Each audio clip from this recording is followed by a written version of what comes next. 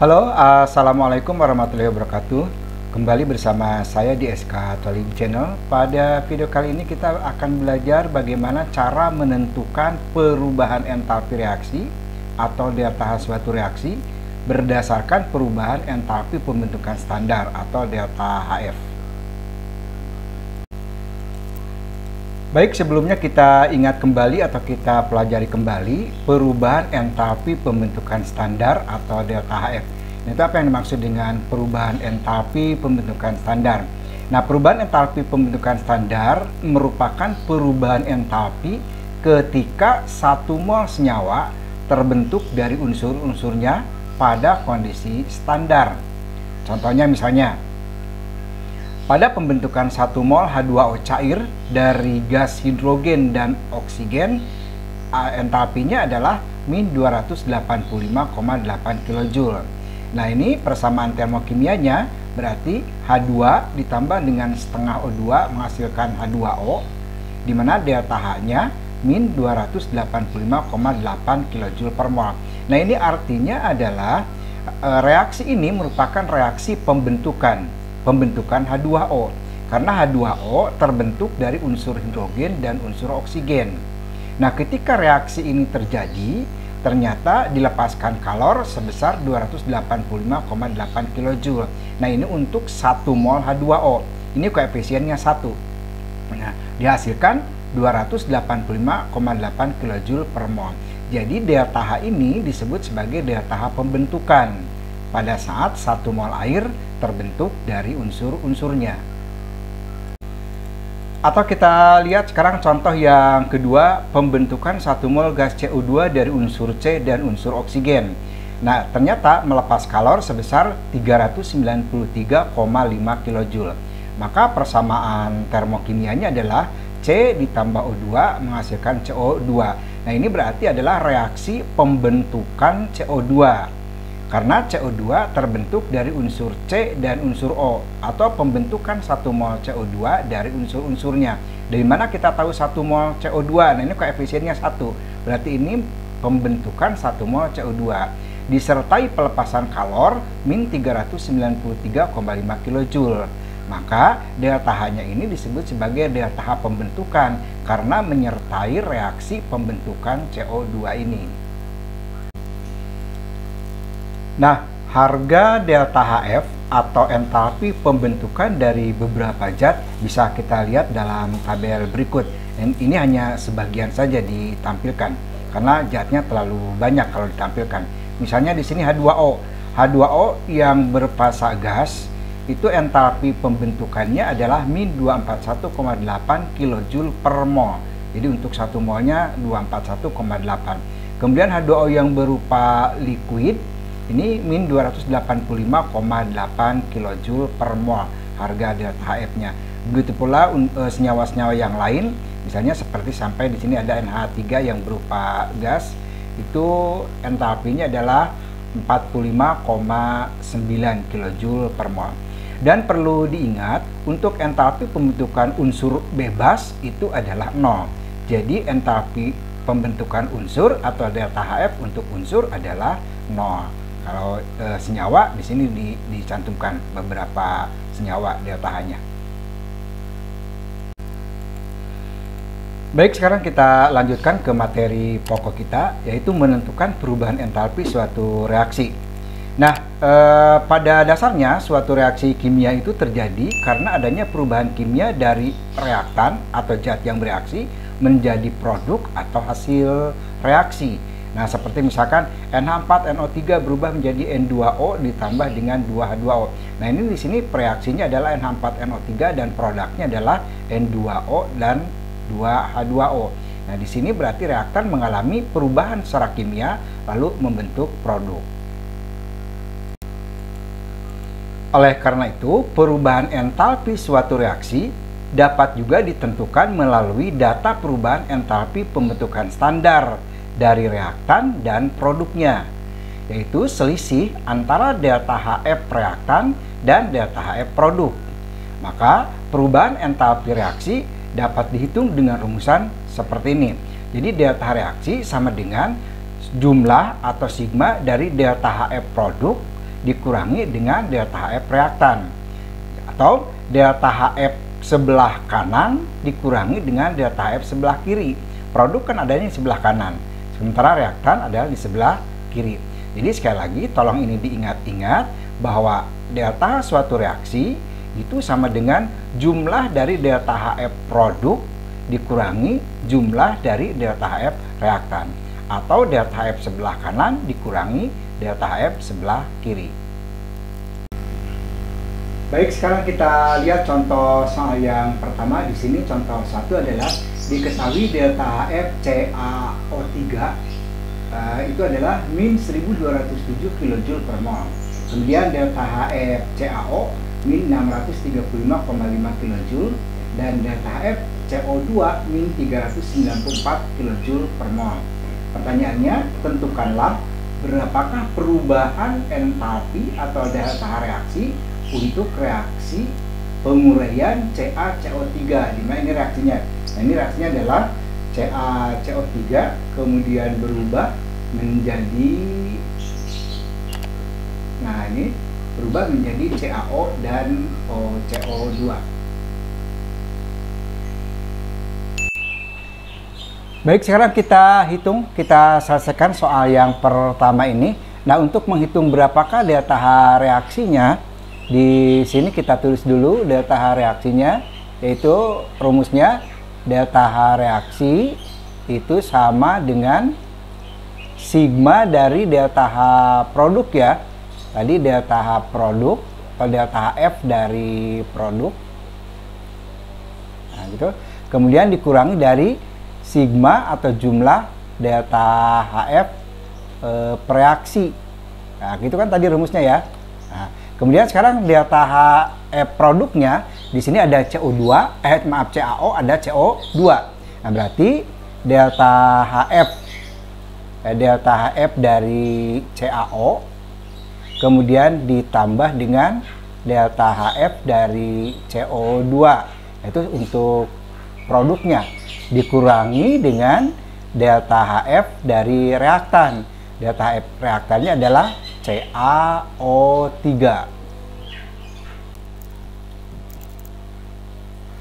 Sekarang tinggal kita masukkan angka-angkanya, datanya kita masukkan. CaO itu delta H-nya tadi adalah min 635 ya. Berarti di sini min 635,5, kemudian ditambah dengan untuk yang CO2 itu adalah min 394, kemudian dikurangi yang CaO3. CaO3 adalah min 1207. Nah, kalau kita selesaikan, sekarang kita lanjutkan. Maka di sini kalau kita jumlahkan min 635,5 ditambah min 394 itu adalah min 1029,5 kJ. Kemudian ditambah dengan 1207. Nah, min kali min berarti plus, berarti tambah dengan 1207. Nah, ini kalau kita jumlahkan hasilnya adalah plus 177,5 kJ. Nah, berarti hasilnya adalah plus 177,5 kJ untuk reaksi antara CaO3 yang terurai menjadi CaO tambah CO2. Inilah jawabannya. Jadi delta H adalah plus 177,5 kJ. Sekarang kita lihat contoh soal yang kedua. Nah, di sini ada delta HF dari H2O yaitu min 242 kJ per mol. Kemudian entalpi pembentukan CH4 min 635,5 kJ per mol dan entalpi pembentukan CO2 min 394 kJ per mol. Pertanyaannya, tentukanlah perubahan entalpi pembakaran atau delta Hc dari CH4. Jadi entalpi pembakaran disimbolkan dengan delta Hc. Di sini CH4-nya yang direaksikan atau dibakar dengan oksigen. Jadi yang namanya reaksi pembakaran itu adalah reaksi zat dengan oksigen. Jadi nanti kita reaksikan dulu CH4 dengan oksigen. Baik, sekarang kita selesaikan untuk yang soal kedua. Di sini tentukan perubahan entalpi pembakaran dari CH4. Berarti kita buat dulu reaksi pembakaran CH4. Nah, pembakaran CH4 berarti CH4 direaksikan dengan oksigen ya. Berarti CH4 kemudian ditambah dengan 2, maka nanti akan menghasilkan CO2. CO2 ditambah dengan H2O. Nah, jadi kalau suatu reaksi pembakaran senyawa hidrokarbon pasti akan menghasilkan CO2 dan H2O. Kita setarakan dengan menulis koefisien. Jadi di sini hanya 4, di sini hanya 2, berarti di sini beri koefisien 2. Berarti ini 2H2O. Kemudian oksigennya di sini menjadi 4. Ini 2, ini 2, berarti oksigennya 4, maka di sini beri koefisien 2. Ini sudah kita pelajari di kelas 10 ya. Nah, kalau sudah disetarakan baru nanti kita hitung pakai rumus. Masih ingat tadi rumusnya? Rumusnya delta H reaksi itu sama dengan sigma dari delta HF produk ya. Delta HF produk kemudian dikurangi dengan sigma dari delta HF reaktan atau pereaksi. Nah, gitu kan tadi rumusnya ya. Kemudian sekarang kita masukkan yang produk, berarti di sini ada CO2 dan 2H2O. Berarti delta HF dari CO2, nah delta HF dari CO2 kemudian ditambah 2 kali, nah karena koefisiennya 2 berarti 2 kali delta HF H2O ya, 2 kali delta HF H2O. Nah ini untuk produknya, kemudian dikurangi dengan reaktan. Reaktannya adalah di situ ada CH4, delta HF CH4 ditambah dengan delta HF O2. Baik, sekarang kita hitung, kita masukkan angka-angkanya. Jadi delta HF CO2-nya adalah min 394. Jadi min 394 ya. 394 kJ. Kemudian ditambah dengan 2 kali delta HF H2O. H2O delta HF-nya min 242 kJ. Kemudian dikurangi dengan delta HF dari CH4. CH4 itu adalah min 635,5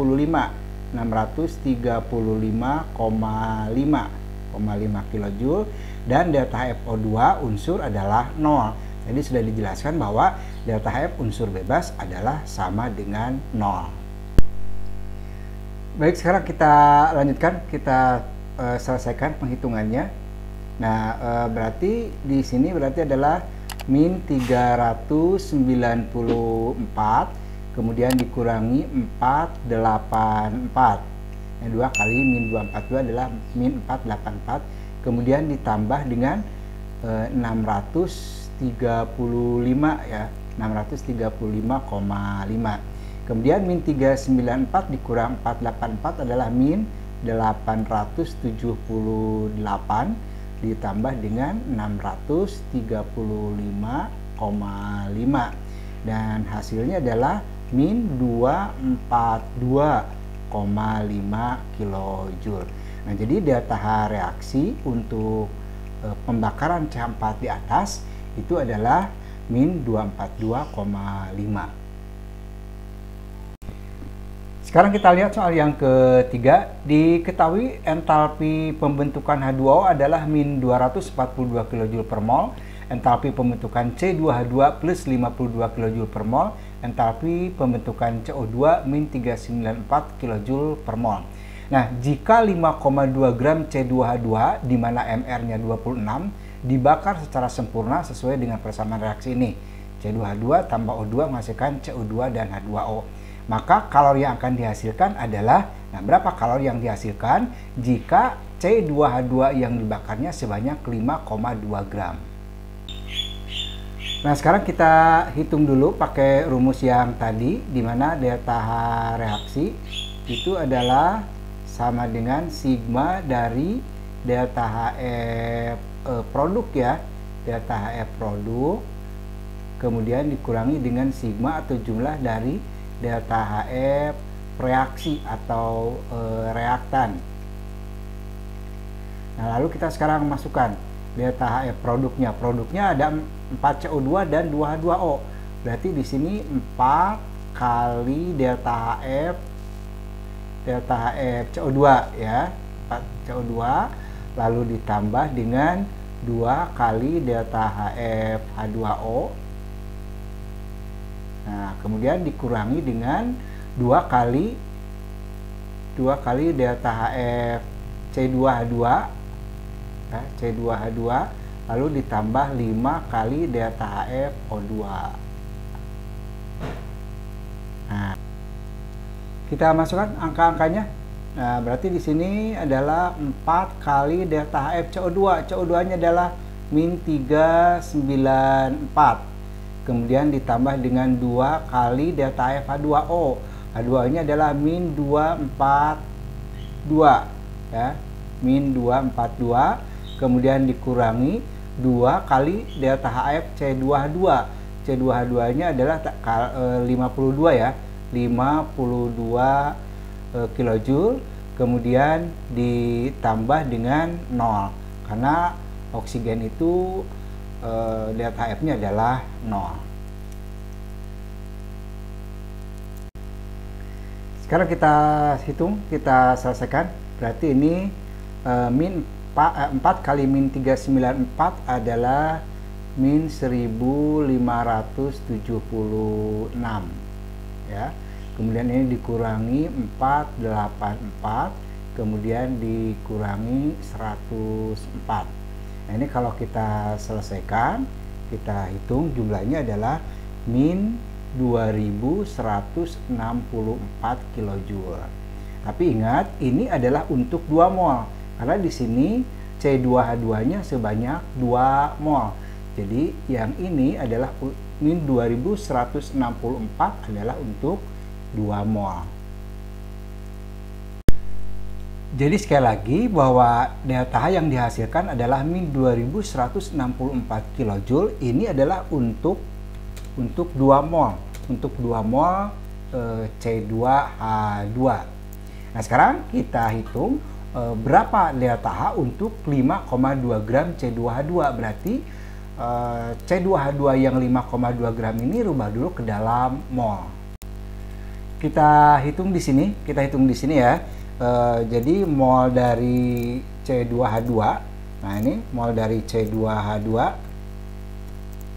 itu adalah sama dengan gram dibagi dengan mR, di mana gramnya adalah 5,2 gram, lalu mR-nya adalah 26. Maka hasilnya adalah 0,2. Ini berarti sama dengan 0,2 mol C2H2. Nah, jadi 5,2 gram itu kita rubah menjadi 0,2 mol C2. Delta H-nya tadi adalah 2164 ya. Jadi untuk berapa ini? Untuk 2 mol itu sama dengan min 2164 kilojoule. Nah, sekarang berapa untuk 0,2 mol? Maka untuk 0,2 mol berarti ini sama dengan 0,2 dibagi 2 dikalikan dengan min 2000 ya, dikalikan dengan min 2164 kilojoule. Entalpi yang dihasilkan tadi adalah untuk 2 mol itu min 2164 kilojoule. Nah, ini min 2164 kilojoule untuk 2 mol. Nah, sementara sekarang C2H2-nya adalah 0,2 mol. Berarti sekarang kita hitung kalau untuk 0,2 mol adalah, jadi untuk 0,2 mol berarti itu sama dengan 0,2 dibagi 2 lalu dikalikan dengan min 2164 kilojoule.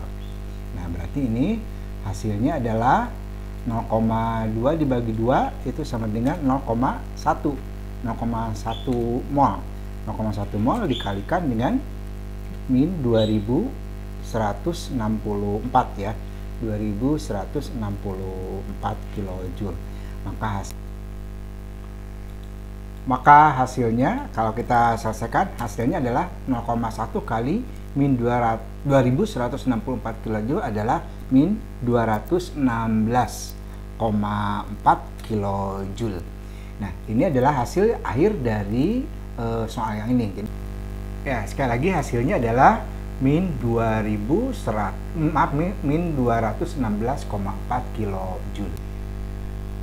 Nah, untuk menguji pemahaman Anda tentang materi tersebut, silakan dicoba latihan soal-soalnya. Saya berikan di sini 2 saja. Untuk yang pertama ini ada entalpi pembentukan standar beberapa senyawa C4H10 min 125, CO2 min 393, dan H2O min 242 kJ per mol. Ini adalah entalpi pembentukannya. Pertanyaannya, berapakah perubahan entalpi untuk reaksi C4H10 ditambah dengan 13/2O2, hasilnya 4CO2 dan 5H2O. Kemudian untuk soal yang kedua, nah ini tentukan entalpi reaksi pembakaran 4,6 gram etanol. Etanol itu adalah C2H5OH, di mana MR-nya adalah 46. Diketahui di sini entalpi pembentukan dari C2H5OH, CO2 dan H2O berturut-turut min 266, min 394, dan min 286 disertai dengan reaksinya. Nanti silakan dihitung berapa entalpi untuk 4,6 gram etanol. Nah, sampai jumpa pada video-video berikutnya untuk materi-materi yang lain. Terima kasih. Wassalamualaikum warahmatullahi wabarakatuh.